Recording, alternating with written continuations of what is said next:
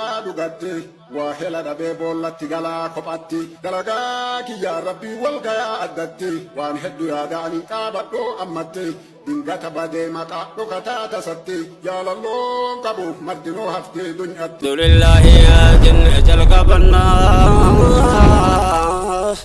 ربي الرانو قلت قلبنا الرحمن الرحيم تلسا تنفنا قلتها وبقى توكي جتمنا قبضاتي سيولين كيف عرفنا ويكن حرار مسكننا دبي كنيا جلق بنا غرغر ساساتيني ارقم النبي لمي mootummaa biyyanaa daabita ka jedhamu itti gaafatamaa shortaati kenna. Jechi an jedhu kuni diina kiyya akka kolfisiisu ni beeka. Kolfi gaaf tokko ko booda. Ani na rabboo kun guyyaa baay'ee kolfaa ture isin kolfisiisaa ture. I am sorry sir. Arra anin gaddu kun guyyaa baay'ee mirqaana keessa ture. I am sorry sir. Are you understand by the way? I say. Wannan jedhu kun isinii gala. Or by the way. Shira kana keessa leer kan qabdan isin. I am sorry.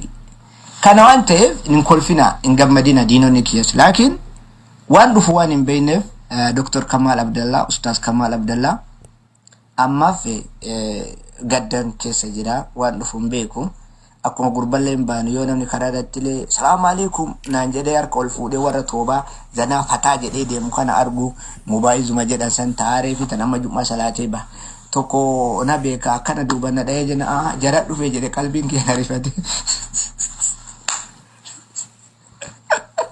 I'm sorry. Me maal jettanii nama gadda keessa illee taa'ee isin kolfisiisee kolfuu kana dhabamsiisuuf shiraa gana ga'uutattan. Oromootiya. Rakkoon uummanni muka jigee qottoo itti baay'ataa jetti mire. Ani akkuma isin beektan kagaafa garii booyee boochisu gaafa garii cadhisiisee cadhisu gaafa akkuma isin beektan waan dabarse. Sirbini bayi narraa gandarratti sirbini Ifa maali? Imboyni usin doyne. Hannetti gori jirtu kuno harakaata maali jamame? Kunniin harakaata munaafiqotaa jechuudha. Hata munaafiqummaa eegataate maaliif dilayte waan akkatti qabattee deemtu kun amala maali jam?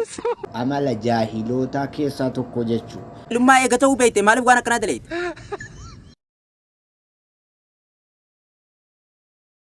As ustaadaa si teenye nuti maal? Tokko jaaban nama caffaru khadiichisu rabbiin hin fedhuu je ammoo keessaa'u ha eega namni lafa dhiite miila kophaa batu godhu san irra jibba jechuudha. Miskiina wallaahi badhiichisu maa hin fedhu rabbiini ammoo ha hirpha namaa wajji deemuu hin beekne ha kophaa batu godhu san irra jibba jechuudha.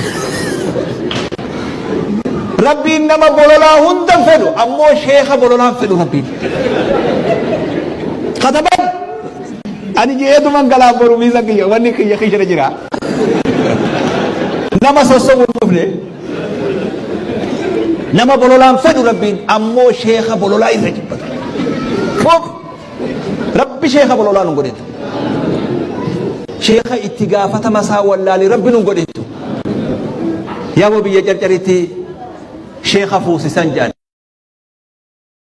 Sumayyaa maali jedhamtu naqatee edaan Qur'aana qabatee akkana godhamee suuraa kana qara'inaan dhageetta. Ummata xiqqaata akkana ummata waan namaan jedhu hin laallanne ani yakka dalage yoo jedhe iyyanii iyyisiisanii akka tana dura caammaa malee lafa na oofan saniif ta'a. Anamma isinii maraata isintu maraata malee. Ati wallaalteeti kan hin daladde amma yakka daladde kana wallaalaa. Dhagayaa na maraachuu hin yaalina. Isintu maraata malee. Galuufis qophii. haa gammadame gareen Ahmadi gareen Abu Maadi gareen Abu Jinni kunniin haa gammadani. I am ready borgadu.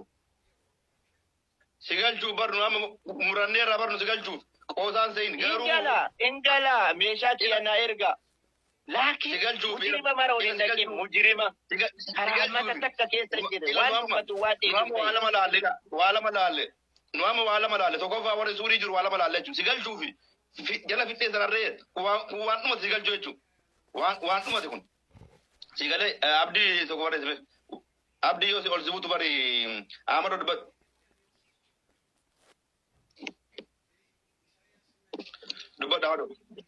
Yeah, go ahead.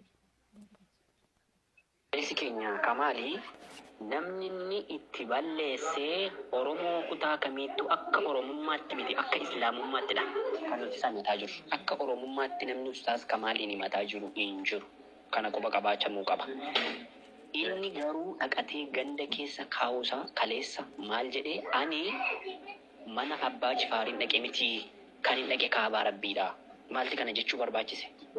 Fakkeenyaaf waan jedheef qaba Ahmad achitti na jalaan fagaatiin gurbaan viidiyoo natti waraabee kanaafuu abbaan Jifaar arusiin akka kaabaan dhayne jedhee dhaqiidhaan viidiyoo isin dhugaa dubbadhaame warrumaan daawaa gootan kun maaliif jedhe ani lawa irra dhaabbadhee jira bara obboleessa kiyya viidiyoo san dhaqi ilaali arusiin makaanii dhaqin jedhan abbaan Jifaar jedhe boo maali gurri isin duude kanan argitanii hin dhageettanii Adama ajanda bira umude ajanda bira ajanda kana sirraan fununu ajandaan kuni waan gubee ila ajanda adama de martun kuni we cannot accept that kana fudhannu ajanda kana kana jecha arusiin akkasii haga jirtu tutana gadi diqinta ani ajandaan kunas bichatti dhaabatu ganaa Minisoota dhaqaabdi hukumee bira jaalattanis dibbitanis asrabbuun itti fidu mee hundi keessanii assalaamu alaikum warahmatullah ufii ijaaramtee namarratti safaatti boo yalla mee dubbadu amma jalqaba amariyaa dhobii ibsanne arama waa takatti wallahi dhageeffat azalatti gasi buusee azalatti jettee ibsa ejjennoo nusirratti baafne dhageeffattamu yooki maayii qabata billahi ganna buuftee jennaan azala taa'ee akka ilaan isisin dhageeffadhu baafta wallahi amma asirra ani wallahi sa'atii 24 irrabne hin fatar akka hojira buleen na azab dan rabbi sina azabu wallahi azala taa'ee sin dhageeffadhu ila ummatu man taane kana waliin naqin anaaf bibichatu dhimma ijjannoo waliin dubbata eyyen ani kana itti guddaa gadi baasu edaan asumaan dhagaa warri nuuraluudhaa keessa jirtanii dokumantii xumuree jira Okay, abdi hukume kijiban jedin billahi abdi hukume kijiban jedin dhageeffadhu abdi hukume wala kabanyo dhageeffadhu Scott qotiyo naan jedin makara umara Scott adaba baradhu dura mana banattee tini namni kumni silaalee na harakaata gootamu gabare adaba na dubbisiana mala kabo Kajian obbolesa bara Oromo jetta adaba yumma dagura namusa qabda an obbolesa ke kan gafaati adaba na dubbi ile yosen angafumma kan ke tani barnu amma nanti kesin sura ki yaudurat ke imma ki yara dubata nanti kesin walidufna sibirati shahidani Nanti si Jesu ni kabu harka ketiti dua kam. Anmu. Si Jesu dadabu akka harka ketiti asa dauntan. Ambar of ta'e timiti baran. Of ta'e zontane. Anu dal ummata ta'e ummat tokko muslima ta'e lamma fa'o. Akka nama tokko akka nama siinu danda'u titti harka kan ke lamaan siine aramati kabarabe video ibbato kol qaba. Video kanarratti tu warabe gaafa naadisa ta'erra warri arra iyyu kuni marru baga maa duudhabdee naan jette garee wal ijaarte tuni video narratti dalayte sayyaaraatti duuba bantee akkana goote jara kanaafi shan daddaaqa shan as geenne akka rabbiitiif as geenne jedhee walaloo san fayyadame itti iyyaa jedhe obboleessa kanaaf arusii makkaan hin dhaqin jedhan jette boo o anatti qabe boo sukkaara dhibba nagare boo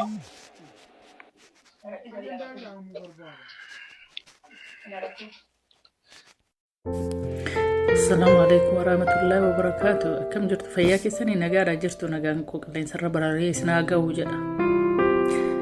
Har'a du'aa xiqqoo tokko isinii godha. Isinis naa godha anis isinii godha kan rabbi dhaga'uuf hin beeku namni du'aa namaa godhu nama kaazinaa isaa keessaa qabudha. Kaazinaa jechuun nama waa godhee keeree hojjetatee qabu jechuudha. Keeree jechuun isa ati argitu san argutu hin taane isa namni naa argutu hin taane isa rabbi si beeku jechuudha. Nama keerii rabbi biraa qabu, rabbi wajjin wal beeku.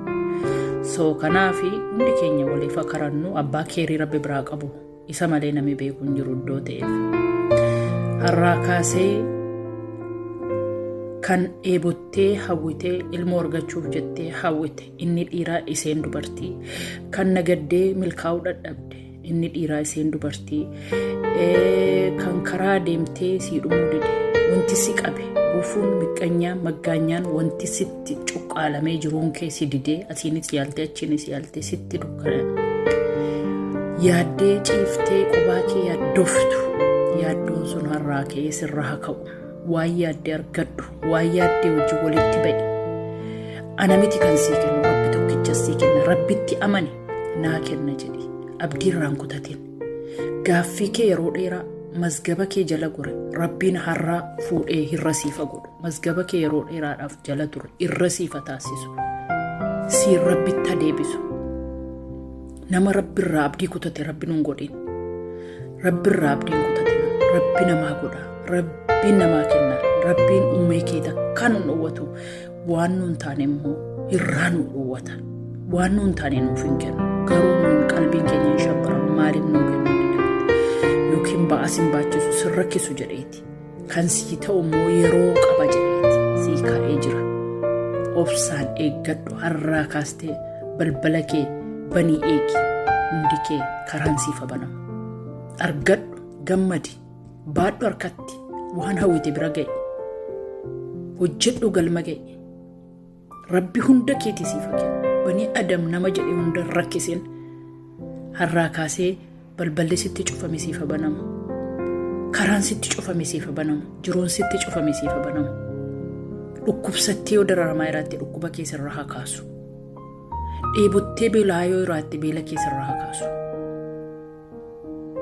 Rabbiin tokkichi inni argaan dhagaa har'a dararaa waggaa dheeraa keessa turte keessaa geedhee guyyaa mazgabii kee cufamuu haa ta'u iddoo ta'ee fi aamiin jedhee fudhadhu. Rabbi rakkina sirraa kaasee guyyaa gammachuu balbala gammachuu siif haa banu. Sammuu koo natti